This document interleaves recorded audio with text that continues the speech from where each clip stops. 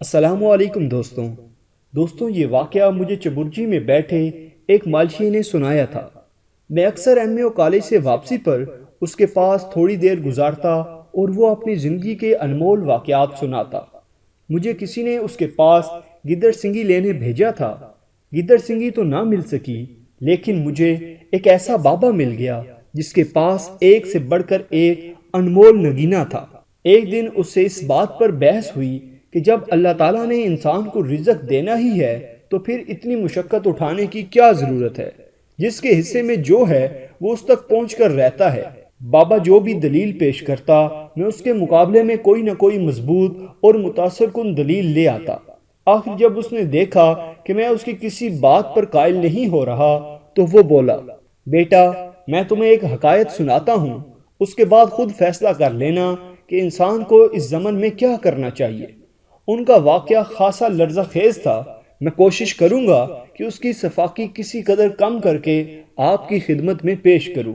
ایک دن ایک آدمی نے مولوی صاحب کا خطبہ سنا، جس میں مولوی صاحب نے بتایا کہ انسان کو اس کا رزق اللہ تعالیٰ نے دینے کا وعدہ فرمایا ہے، اور رزق انسان کو ایسے ڈھونڈتا ہے جیسے موت اس کی تلاش میں رہتی ہے۔ اتفاق سے وہ آدمی آرام پسند تھا۔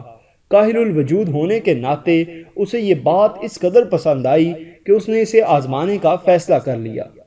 وہ ایک نہر کنارے درخت تلے بیٹھ گیا اور کہنے لگا، اے اللہ، اب میرے حصے کا رزق خود چل کر میرے پاس آئے گا، میں یہاں سے کہیں نہیں جاؤں گا۔ ایک دن گزرا، 2 دن گزرے، 3 دن گزرے، لیکن رزق کے نام پر صرف ہوا ہی اس کو ملتی رہی۔ جب پیاس لگتی تو نہر کا پانی پی لیتا۔ آخر ایک دن اس کی حالت اس قدر نازک ہو گئی کہ اٹھنے کی بھی ہمت نہ رہی، تو پیٹ کے بل رینگ کر نہر کے کنارے تک گیا اور پانی پینے لگا۔ ابھی وہ منہ ڈال کر پانی پی ہی رہا تھا کہ ایک پراٹھا کہیں سے تیرتا ہوا آیا اور اس کے پانی میں لٹکتے ہوئے منہ سے ٹکرایا۔ پراٹھے پر انتہائی خوشبودار سالن لگا ہوا تھا۔ اس آدمی نے پراٹھا نکال کر چند لقموں میں ہڑپ کر لیا اور نہر کا پانی پی کر وہیں لیٹ گیا۔ اب تو یہ اس کا معمول بن گیا۔ روز ایک پراٹھا کہیں سے تیرتا ہوا آتا اور وہ اس سے اپنے پیٹ کی آگ بجھا لیتا۔ جب اسی طرح کئی دن گزر گئے تو ایک روز اس کے دل میں خیال آیا کہ کیوں نہ اس بات کا پتہ چلایا جائے کہ اللہ تعالیٰ میرے حصے کا یہ رزق کیسے مجھ تک پہنچاتا ہے۔ یہ سوچ کر اگلے ہی دن وہ پراٹھے کی آمد سے کچھ دیر پہلے نہر کے کنارے کنارے روانہ ہو گیا۔ ابھی کچھ ہی دور گیا تھا کہ اسے ایک انسانی ہیولا نہر کے کنارے کھڑا نظر آیا۔ وہ جو کوئی بھی تھا اپنے وجود کو اچھی طرح کالی چادر میں لپیٹ کر رکھا تھا۔ قریب تھا کہ وہ جھک کر کوئی شے پانی میں ڈال دیتا۔ اس آدمی نے آگے بڑھ کر اسے آواز دی اور ایسا کرنے سے روکا۔ وہ چادر پوش رک گیا۔ اس کے ہاتھ میں وہی پراٹھا تھا جس پر انتہائی خوشبودار سالن لگا ہوا تھا۔ بھوکا آدمی ہانپتا کامتا اس تک پہنچا اور پوچھا، اے مہربان اجنبی، تم کون ہو اور روز اس نہر میں پراٹھا کس کے کہنے پر ڈالتے ہو؟ چادر پوش کا وجود ایک لمحے کسی انجانے خیال سے کانپا اور پھر آہستہ آہستہ اس نے چادر کا پلو اپنے چہرے پر سے سرکا دیا۔ بھوکے آدمی پر جیسے حیرتوں کا پہاڑ ٹوٹ پڑا۔ یوں تو اس نے زندگی میں ایک سے بڑھ کر ایک حسین چہرہ دیکھ رکھا تھا، لیکن اس چہرے کی بات ہی کچھ اور تھی۔ اس لڑکی کی جلد اس قدر شفاف تھی کہ اگر وہ پانی بھی پیتی تو اس کے گلے سے اترنے والی دھار کا راستہ صاف دیکھا جا سکتا تھا۔ جی ہاں، وہ ایک حسین لڑکی تھی۔ اس کے چہرے پر نظر پڑتے ہی وہ شخص اپنا سوال بھی بھول چکا تھا۔ اس کی یہ کیفیت تب ٹوٹی جب لڑکی کی کھنکتی ہوئی آواز اس کی سماعت سے ٹکرائی۔ میں ایک پیشہ ور کال گرل ہوں۔ میری زندگی کا ایک ایک پل گناہوں میں اس قدر ڈوب چکا تھا کہ مجھے دن رات کبھی ہوش نہ رہا۔ پھر ایک دن کسی گاہک کے وجود سے ایک ایسا مرض میری رگوں میں منتقل ہو گیا کہ میری کھال میں جگہ جگہ آبلے پڑ گئے۔ میں نے بہت علاج کروایا، لیکن زخم ناسور بنتے چلے گئے۔ جب سب ڈاکٹروں نے جواب دے دیا تو میں ایک روحانی معالج کے در پر گئی۔ پتہ نہیں ان صاحب کو مجھ پر کیسے ترس آ گیا۔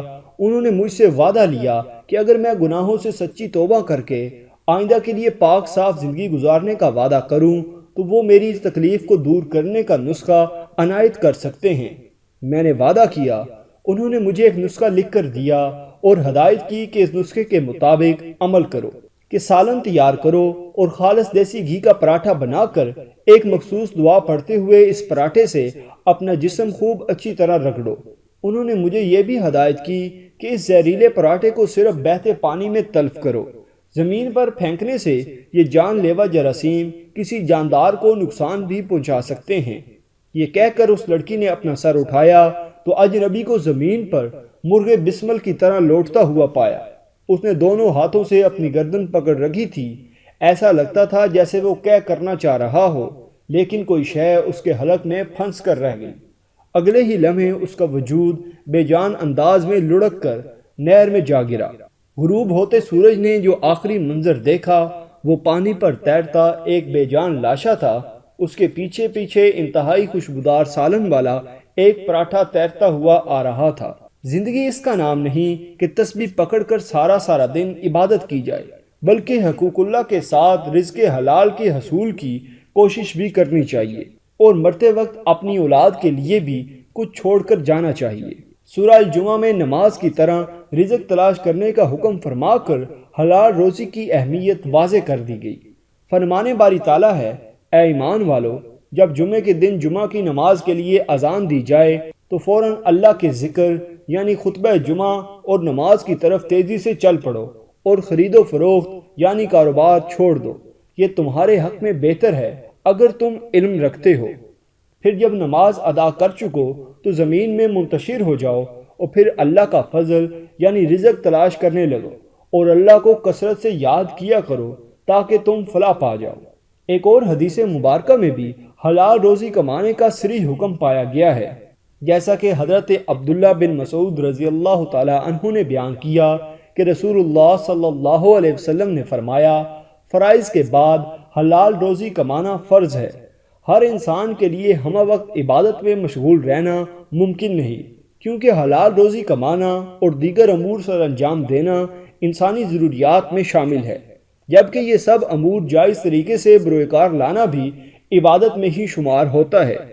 نبی کریم صلی اللہ علیہ وسلم نے خود تجارت کے لیے سفر کیے، جیسا کہ حضرت جابر رضی اللہ تعالی عنہ بیان کرتے ہیں کہ حضرت خدیجہ رضی اللہ تعالی عنہ نے رسول اللہ صلی اللہ علیہ وسلم کو جرش یمن کے ایک مقام کی طرف 2 بار تجارت کے لیے اونٹنیوں کے عوض بھیجا۔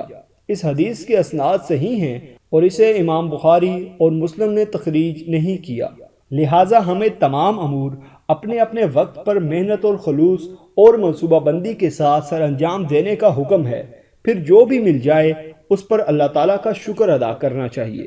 تو دوستو، یہ تھی ہماری آج کی ویڈیو۔ اگر آپ کو پسند آئی ہو تو لائک ضرور کیجئے گا۔